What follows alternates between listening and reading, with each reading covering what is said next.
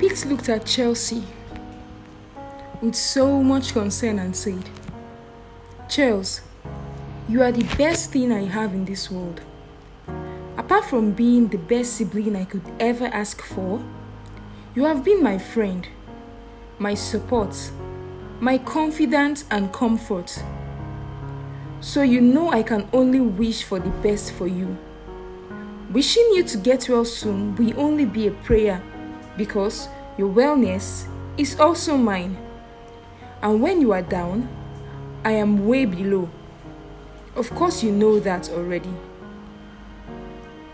Chelsea stared at him with amusement. "You are going to make me cry, Pete.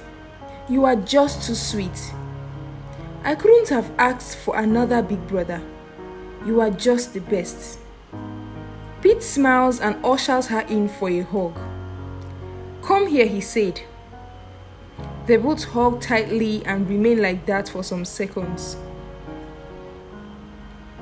The next day in school, Ada and Chelsea are walking around holding hands. And Ada said to her, "I am very happy you are back. You really scared us. I didn't even know what I was thinking. It was so scary." Chelsea looked at her and smiled. "Were you thinking I'll die?" she asked. "Stop saying that, Biko. I don't want to hear it," Ada said abruptly. "Well, I am here now. Nothing happened to me. And thank you for caring the way you did. You were a wonderful friend," Chelsea teased. "Leave me, Joe. That reminds me. What exactly is wrong with your brother?" Ada asked. "Did you know that throughout the period you didn't come to school, Pete never remembered that I exist? He didn't come to our class for once. Neither did he wait after school. What kind of guy is he?" she continued. "What would he be coming to do in our class when I was not there? Who will he be looking for?" Chelsea also replied with a question. "Me, of course," Ada answered. "But instead, he paid no attention to me. All the effort I made to get his attention failed. Everything." Chelsea answered playfully. "Hey, yeah, someone is feeling neglected. Sorry, but what were you thinking?" she asked, teasing Ada. How could he be lavishing all the romanticism, care and attention on his sister alone? This is too much now, Ada expressed. "No, he should abandon his sister and heap all of what you mentioned on you, right?" Chelsea fired back. "That's not what I said.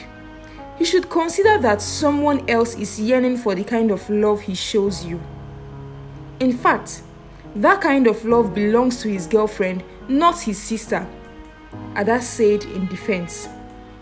"And that girlfriend should be you, right? Keep wishing." At this point, Ada was feeling bad already. "But Chels, you can talk to him. He is your brother. Make him see how much I like him." Chelsea stands up and looks at Ada. "Bia Madam Adeze. Hapukwa maka o." Meaning, "Madam Adeze, leave me alone, please. If you don't have Whitlow in your mouth, if you have anything to say to Pete, say it to him directly. Don't involve me." Ada saw that Chelsea was beginning to get upset, and then she said sarcastically, "Is that all you have to say? You are just a goat. How did I even become friends with you?" Chelsea laughed. "You became friends with me because I am the most wonderful person you can find in this whole world. Can you beat that?" Ada replied, "I have nothing to tell you yet. Just be doing your own." At this point, Chelsea switched to another topic. "Please tell me all that happened while I was away. I need the full gist, Biko." Ada looked at her in sarcasm. "Come and force me now," she said. That night, Pete is seen sitting on the bed with his test books, and he writes in an exercise book. The door opens and Vivian barges in with Chelsea following behind him. "Mom, I told you I was the one who offered to wash the clothes, so Pete will have time for his assignments. Why are you angry now?" Chelsea explained with concern. Vivian turns to Chelsea angrily. "I don't want to hear your voice here again. Don't provoke me." She spat. "Good evening, Mom," Pete greeted. "Good evening. And you better not let this your intentional act of wickedness repeat itself again. Else, you will regret ever coming into this family." "Rubbish," Vivian said and storms out of the room. Chelsea followed behind her, while Pete sits on the bed with tears flowing down from his cheeks. Vivian walked straight into the living room, while Chelsea followed behind her angrily. "Mom, that was so mean and unmotherly of you. How could you say those heartbreaking words to your own son? Your only son for that matter. What crime did he commit to deserve such wickedness?" Chelsea asked in anger. "He is not..." Vivian started, but paused as if she remembered something. "Listen," she continued. "As long as he doesn't live up to the task and do what he's supposed to be doing as the senior one, he will always get what he deserves. And his duty as the senior one is to turn me into an invalid?" Chelsea asked, almost tearing up. "I cannot wash the clothes. I cannot clean the house. I cannot even wash the dishes, let alone cook. I must sit with my arms folded and my legs crossed while Pete does all the work in the house. Yet, you still blame him for not doing enough. The other day, you slapped him simply because he came home from school before me. What exactly is happening here, Mom? Why all this meanness to Pete? Who treats a stranger like this, let alone her only son?" Vivian reiterated with tears. "Your health condition makes you fragile and he knows it," Vivian defended. "Yet, he wouldn't take care of you as a big brother should. What is his usefulness as your brother if he cannot take care of you and make sure you are okay? What I have is hypoglycemia, Mom. I'm not a death sentence, for crying out loud. It doesn't make me weak or fragile in any way. What I don't understand is why you and Dad blame Pete for everything that happens.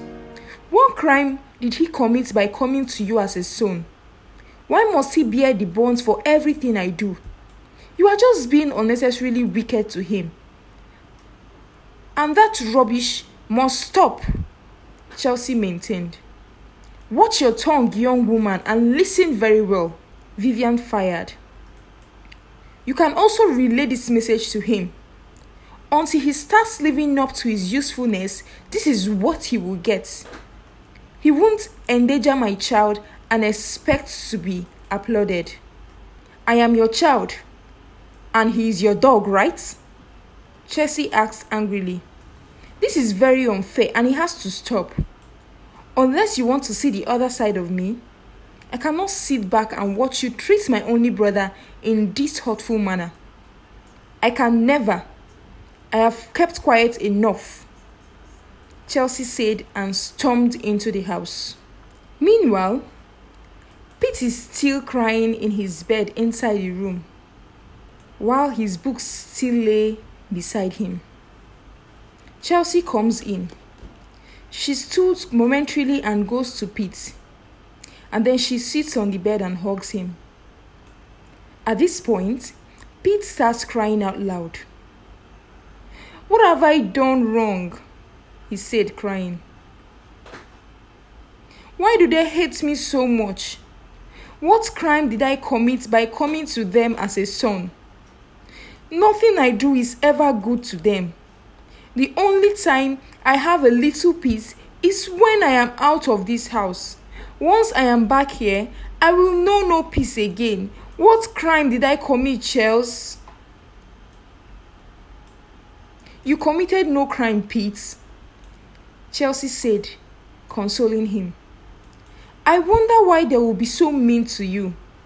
I wonder why they will always find a reason to blame you.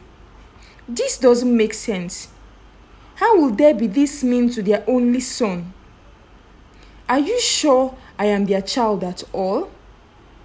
Pete asked with concern. Or they picked me from a gutter somewhere.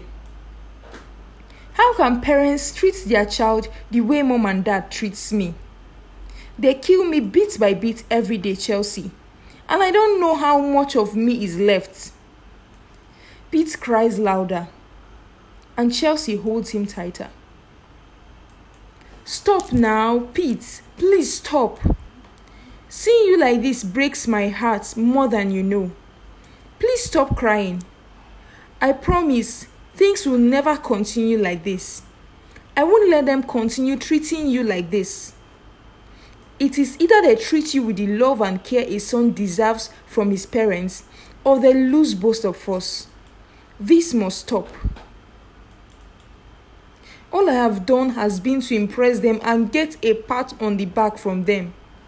But instead, I get hot, harsh words, insults and condemnation. What crime did I commit? Pete continued. How will my own parents treat me so badly? What was it that I did that I could not forgive? He cried. Please stop, Pete. You have to stop already. I cannot stand seeing you like this. Please stop talking. You did nothing wrong. You are the best human, I said. Please stop crying.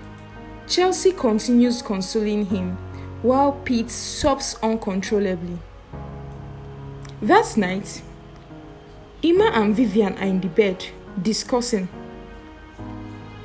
Why exactly are we doing this? Emma asked. Even if he writes the exam and gets the admission, it won't be a bad thing. Chelsea will still take hers and school wherever she wishes. Besides, he bears our name, and anything he becomes will be to our glory. Emma said, Is that all you see here? Seriously? You don't see the true picture? Vivian asked with anger. What true picture? Emma asked.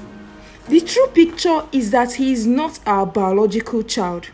Chelsea is. So you are going to send a child that is not from your groins to the university before your biological child? And besides, if he goes to university first, who will take care of Chelsea, especially in school? Have you thought about that? Vivian asked. Honey, I don't think all these matter. Chelsea is not as fragile as you make it sound. And Pete has no hint who he is. He's done nothing a son wouldn't do. So why? Emma is still talking when Vivian cuts him in. It's all right. I heard you. Just do as you wish. This has been the problem with you. You always think your opinion is the best. Nobody has a better opinion. You haven't considered what may happen in the future. Why am I even stressing myself? Just do as you wish. Just don't involve me when it fires back. Vivian turns and lies down, backing Emma. Okay, it's fine. Emma surrendered. Let this not cause a quarrel between us. You want him to stay an extra year? So him and Chelsea will take the exams the same time, right? No problem. That's what we will do. Are you happy now? Vivian ignores Emma. Come on, honey. Emma cajoled her. I said we will do what you suggested. Don't be turning your back on your baby now. Emma tickles Vivian and she gradually starts laughing. The next day at school, Peter and Chelsea are sitting under a shade. So by this time next year, I'll be coming to school and going home all by myself. Like I would no longer have my big brother's company, Chelsea said, with a little glimpse of excitement. You make it sound like a big deal, as if we won't be seen at home every day. Pete said, what if you now get admission in a distant university? I will now be seeing you once in a blue moon. I don't know if I like that. Chelsea said, are you saying I shouldn't register for the WAEC exams or I shouldn't go to university? Pete asked. I didn't say that, oh. I am only saying that I will miss my big brother when you finally leave. Imagine not seeing you for a week, talk more of a whole month. Pete, it won't be pleasant, oh. Don't worry yourself yet, Pete said, consoling her. I haven't even registered for any of them. It is still going to take a whole year to write the exams and process the admission. JAMB is still there. So don't worry your pretty head just yet. I am still here with you. It still doesn't change the fact that it will happen. I'm not very far from now. I think I am missing you already. Pete laughs at the mention of missing you. You are not serious. You are missing me while I sit next to you here. Yes, now. Don't you know it is possible? It's even happening to me right now. Pete laughs again. At this point, Jake comes to them. Hi, Jake, Chelsea greeted. Hi, my lollipop. I know I must find you two together. If I don't know that you are siblings, I would have said you are lovers. Are you sure you guys weren't lovers in your past lives? This your fondness is too much, Jake said. Are you jealous? Chelsea asked. I am, oh. Always in each other's company. I am jealous, Jake said. Madman. It's like you have smoked that nonsense you used to smoke. Pete cursed at him. No be you give me wetin I smoke? Jake asked jokingly. What's up? Before you go dey yarn dust, Pete said in slangs. They are about to start the basketball game. I said I should let you know. That is if her royal sisterness will allow you, Jake said, referring to Chelsea as royal sisterness. Chelsea, obviously this is not your type of thing, so see you after school, Pete said to Chelsea. You wish. I am coming with you guys, she said. They all laugh and stand up. Later that day, Chelsea is seen wearing her uniform and lying down in bed. She covers herself with a duvet. The door opens and Pete comes in wearing school uniform. He looks worried. He rushes to the bed and pushes off the duvet. Chelsea continues ignoring him. Chelsea, are you alright? I couldn't find you after school. Is anything wrong with you? Chelsea, talk to me, please. Pete feels Chelsea's neck to check her temperature. Chelsea, please, you are scaring me. What is wrong with you? Should I call mommy? Chelsea struggles and sits up, facing Pete with a frown on her face. Are you done with her? She asked. It is now you remember that I exist, right? It is now that you are done with her that you remember that Chelsea exists. Please leave me alone. Let me be managing my lonely world. You can go and continue with her. Pete looks surprised. What are you talking about, Chelsea? He asked. Am I done with who? I don't understand a thing of what you just said. You won't understand now, because it means nothing to you. How will you understand? Chelsea said. Chelsea, please. You know I don't feel comfortable when you are upset. Tell me what this is all about. Pete asked with concern. Was it not you I was waiting for after school? And what did you do? You ignored me and went and be chatting with Ada. I saw how you guys were laughing like you were in a comedy show while you left me standing there like a fool. Oh my God. My love. Is that it? Seriously? Pete laughs. So you left me in school to come here and cover yourself because you saw me talking to your friend, Ada. What is funny?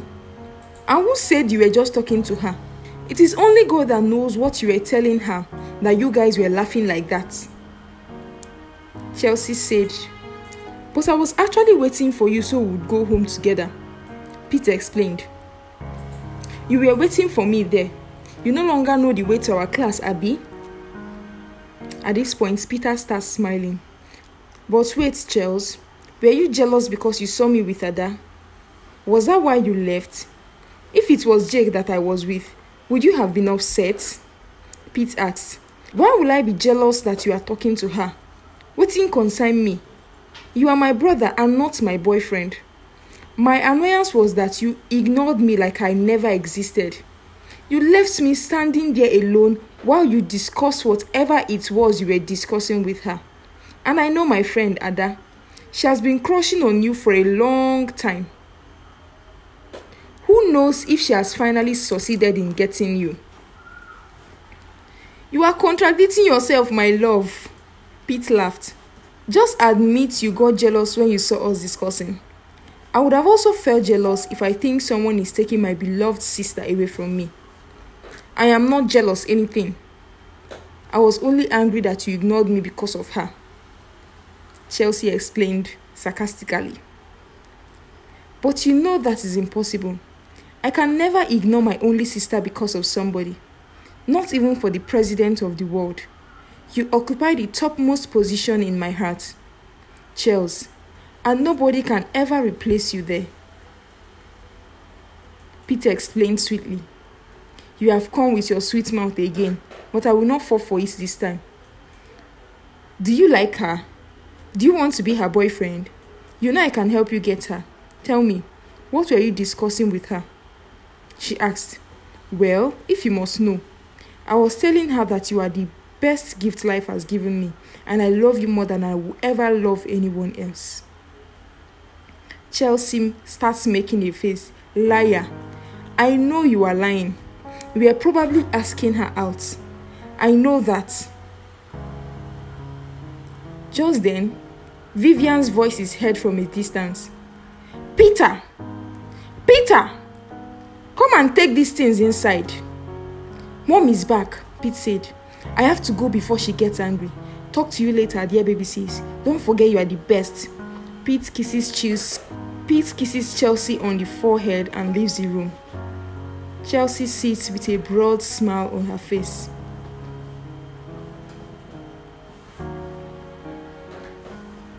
That night, Emma and Vivian were in the living room, watching a program on television, when Pete comes inside the room and stands by the side. Dad, do you have a minute to talk? Pete said to Emma. Talk about what?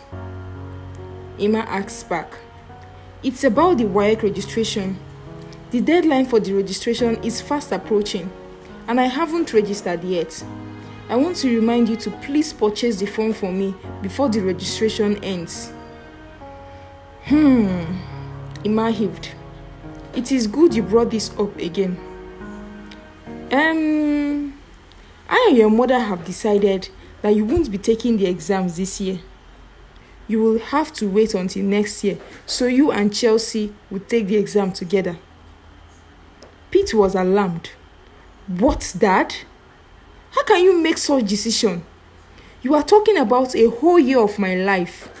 How can you ask me to let a year slide by for nothing's sake? It is not for nothing's sake, Vivian said. We cannot risk Chelsea going out of this house with no one to take care of her. You are only one class ahead of her, and by next year, she will level up and both of you will take the exams together. Chelsea cannot be going to that school with no one to take care of her. Mom, Chelsea is grown, Peter exclaimed empathetically. She can take care of herself. Besides, she is not at risk. As long as her blood sugar is stabilized, she is fine. She doesn't need me or anyone else to take care of her. Please don't do this to me. There is no need debating over this. Emma said with unwillingness. We've made our decision and that is final. Besides, 1 year is not too long. Before you know it, it has come and gone. Pete kneels down and begs them. Daddy, please don't do this to me.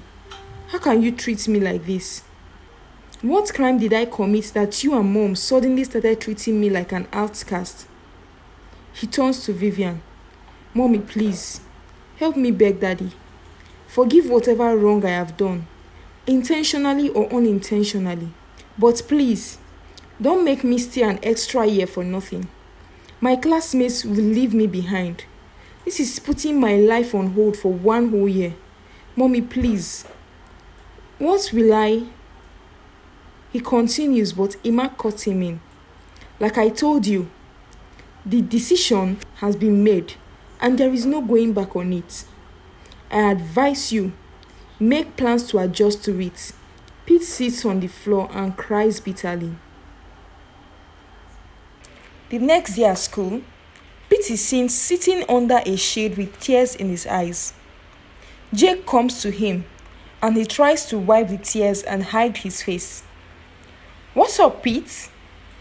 Jake says, but notices the tears in his eyes. Pete, you are crying. What is happening? Is Chelsea all right? I am fine. Nothing is wrong with Chelsea. Pete answered. No, you are not. You can't be fine with those tears in your eyes. Tell me, what happened? And please don't tell me it's nothing. I said I am fine. Pete insisted. No, you are not. Jake equally insisted. And I am going to find Chelsea if you will not tell me why you are crying. Pete keeps quiet for some seconds. Talk to me, Pete, Jake said. I am your friend. What happened to you? I don't think the people I call my parents are my actual parents. I don't think they are. Maybe I was adopted or something. Peter explained. Stop talking rubbish. Why would you even think such a thing? Jake explained. Pete narrated everything that has been going on at home and how his parents would not let him take his WAEC and JAMB exams with his friends. Does Chelsea know about all this? Jake asked. Yes, and she has been fighting with them. But she doesn't know about the WAEC stuff yet. And I don't want to tell her because it would devastate her. I don't want to see her hurt, Peter explained. This is serious, man. I never knew you've been going through such perilous predicaments. And you've been able to keep it together all this while. You are really strong, bro, Jake commended.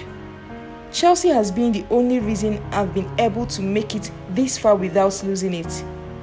If not for her, I don't know what I would have done. For sure, I wouldn't be living in that house by now, if not for her. Pete said, and what are you going to do now? Are you going to wait for another year like they said? Thanks so much for watching. What do you think about this story as it continues to unfold? Please let us know in the comment section. Thanks and remain blessed and keep it locked for the next episode.